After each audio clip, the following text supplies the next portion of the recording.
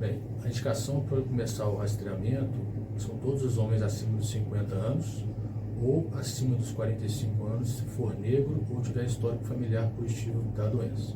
E o que acontece quando a pessoa não faz esse exame regular, de maneira regular? E quais os riscos que a pessoa está assumindo?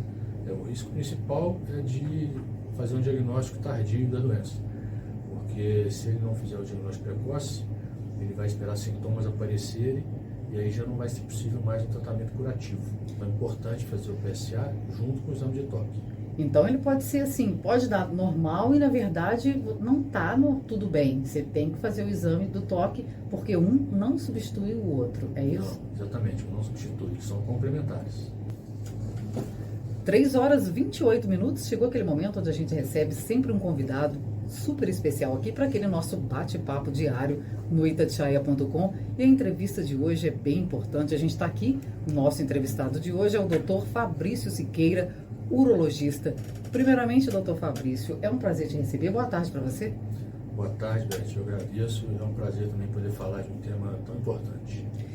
A gente podia começar, doutor, contextualizando o Novembro Azul, né? Chega Novembro Azul, a gente sempre fala aqui na saúde masculina. Mas eu vou começar primeiro com essa pergunta. O que significa o Novembro Azul? Novembro Azul é uma campanha mundial de conscientização sobre o câncer de próstata e a saúde masculina em geral. Ele tem o grande objetivo de incentivar o diagnóstico precoce dessa doença.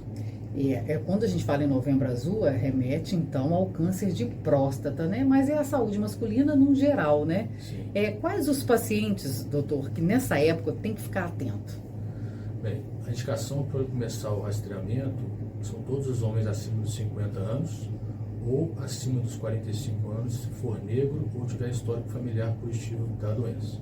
Então, assim, o fator genético também contribui e o ser negro também influencia, porque eles são mais propensos a ter? Tem uma incidência maior nos negros do que nos brancos. Isso já é comprovado cientificamente. Sim, então, sim. A partir de 45 anos, é bom já estar atento, né? E o que acontece quando a pessoa não faz esse exame regular, de maneira regular? E quais os riscos que a pessoa está assumindo? O risco principal é de fazer um diagnóstico tardio da doença, porque se ele não fizer o diagnóstico precoce, ele vai esperar sintomas aparecerem e aí já não vai ser possível mais um tratamento curativo. E o que mais a gente escuta, doutor Fabrício, é bom se eu desmistificar, né? Falar se isso é tabu, é mito ou não é. A gente estava conversando aqui nos bastidores sobre o famoso exame de PSA, que é o famoso exame de sangue, onde o homem também faz. É um exame complementar, mas muitos acham que esse exame vai substituir o exame do toque. Isso é verdade ou é mito, doutor? Esclarece aqui para os nossos ouvintes. Não, isso é um mito, não é verdade. O PSA ele é um exame complementar ao toque retal. Cerca de 20% dos casos de tumor de próstata são diagnosticados pelo toque retal com PSA normal. Então é importante fazer o PSA junto com o exame de toque. Então ele pode ser assim, pode dar normal e na verdade não está tudo bem. Você tem que fazer o exame do toque porque um não substitui o outro, é isso? Não, exatamente, não substitui, são complementares.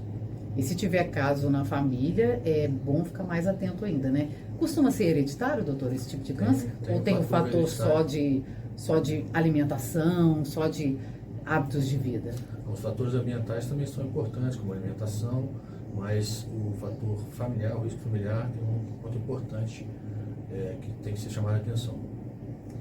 Muita gente acha que não precisa procurar o médico regularmente, né? Acha que só se sentir dor, ou aquele famoso quem procura acha, então eu não vou lá procurar, né? Isso não é verdade. Quanto antes, melhor, não é isso, doutor? Sim, essa é uma grande questão sobre o câncer de próstata. Ele não dá sintomas na sua fase inicial.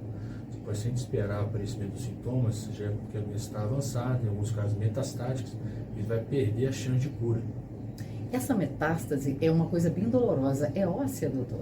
O principal local de metástase do câncer de próstata são os ossos e é uma dor bem intensa. É um fim de vida muito sofrido. É uma coisa, então, que a pessoa tem como se prevenir, né?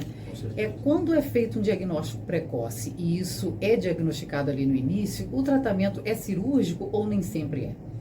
Os dois principais tipos de tratamento são a cirurgia e a radioterapia.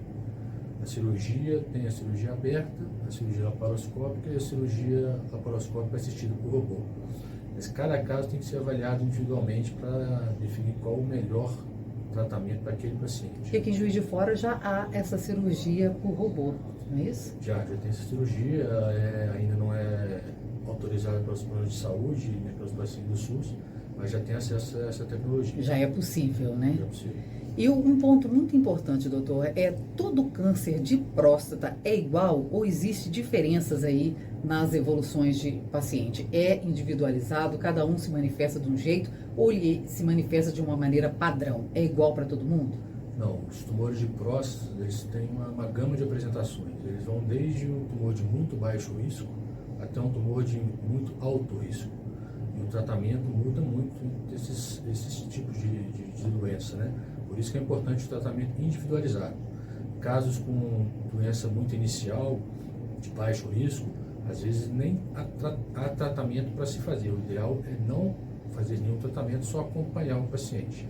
Enquanto nos casos mais de alto risco, é necessário um tratamento mais agressivo, às vezes associando terapias como cirurgia, radioterapia e bloqueio hormonal.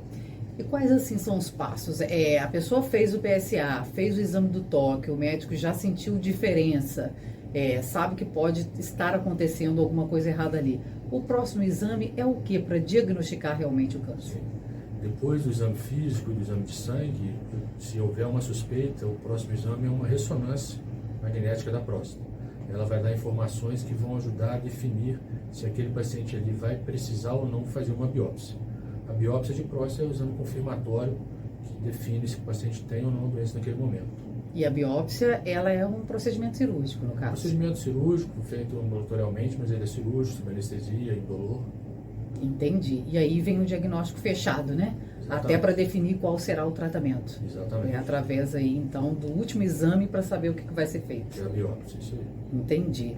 É muito importante, né, doutora, a gente lembrar aos homens, nesse mês onde a gente chama atenção para eles, que não deixar chegar a esse ponto, né? Não deixar chegar aí a sentir. Então, a gente poderia encerrar essa entrevista contigo, conversando diretamente para os nossos ouvintes. Quem está assistindo a gente no nosso Instagram, @itatiaiajf, está podendo te ver, podendo ver a gente aqui e nos ouvindo aí também nos dial, nos streams. Deixa um recado para esses nossos ouvintes masculinos e para a família também, porque ele é o pilar, ele é importante na família, ele tem que manter a saúde. Deixa um recado aí para os homens. Sim, o mais importante é vencer esse preconceito com relação ao exame, entender que a saúde é o principal valor que a gente tem e que ele precisa cuidar dela, como forma de cuidar da sua família também, porque se ele faltar na sua família também vai sofrer.